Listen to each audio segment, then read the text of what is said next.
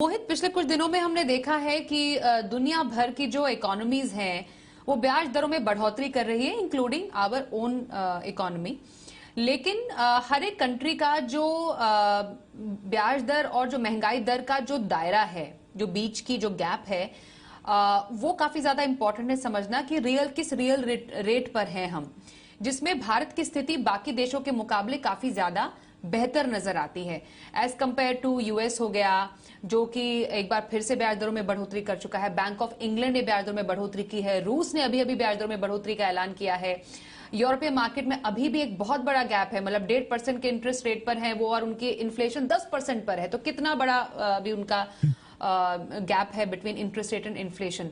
इस लिहाज से भी अगर हम निवेश के मौके तलाशें भारत में, भारतीय बाजार में, वहां पर कहां पर आपको सबसे ज्यादा अभी अपॉर्चुनिटीज नजर आ रही हैं? जी स्वाति, ये आपने काफी ठीक बोला कि जो रियल इंटरेस्ट रेट है वो ग्लोबली जितने बड़े देश है वहां पर फिलहाल नेगेटिव चल रही है, बिकॉज वहां पर इन्फ्लेशन की जो दर है वो बहुत ज्यादा ऊपर चली गई है।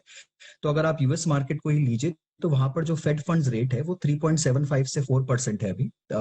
और अगर आप इन्फ्लेशन की दर देखें तो वहां पर 8% के ऊपर है। तो वो एक बहुत बड़ा रियल नेगेटिव रेट कैरी कर रहे हैं, कुछ 4% के आसपास। उसी तरह यूरोप में नेगेटिव रेट है। भारतीय मार्केट को अगर आप देखें तो अगर अभी आप का रेपो रेट हाइक हुआ है 35 पैसे से, तो यहाँ पर जो रियल रेट ऑफ इंटरेस्ट है स्वाति, वो ऑलमोस्ट जीरो के आसपास, कुछ हद तक पॉजिटिव टेरिटरी में भी जा रही है।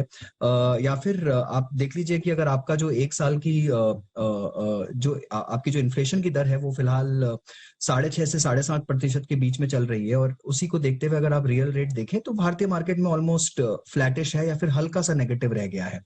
तो यहाँ पर जो डेट इंस्ट्रूमेंट्स है स्वाति, ऐसे में वो धीरे धीरे कर कर अब निवेशकों को पॉजिटिव रिटर्न देना शुरू कर रहे हैं। इनफैक्ट आप अगर लॉन्ग टर्म डेट इंस्ट्रूमेंट्स में जाना चाहें, जो कि 3 साल के, 5 साल के या 7 साल उससे लंबी अवधि के डेट इंस्ट्रूमेंट्स हैं, तो वहां पर अगर आप देखें तो जो यील्ड्स हैं उन पोर्टफोलियोज में वो बढ़कर अभी 7.5% उसके ऊपर चली गई है।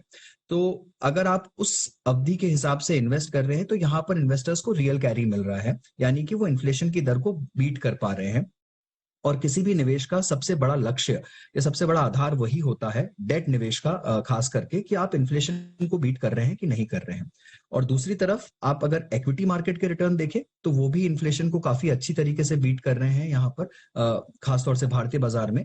तो मुझे लगता है कि जो ये positive real rate of return है भारतीय बाजार में, ये भारतीय बाजार को और मजबूती दे रहा है। और मुझे लगता है ये थोड़ा आने वाले समय में 3 से 6 महीने में ये पॉजिटिव रियल रेट जो है ये और ज्यादा बढ़नी चाहिए इनफैक्ट। और इन निवेशकों के लिए काफी अच्छा साइन है, काफी अच्छा सूचक है कि ये जो रेट जैसे जैसे बढ़ती जाएगी और निवेशकों को काफी अच्छा रिटर्न डेट में भी आने लगेगा।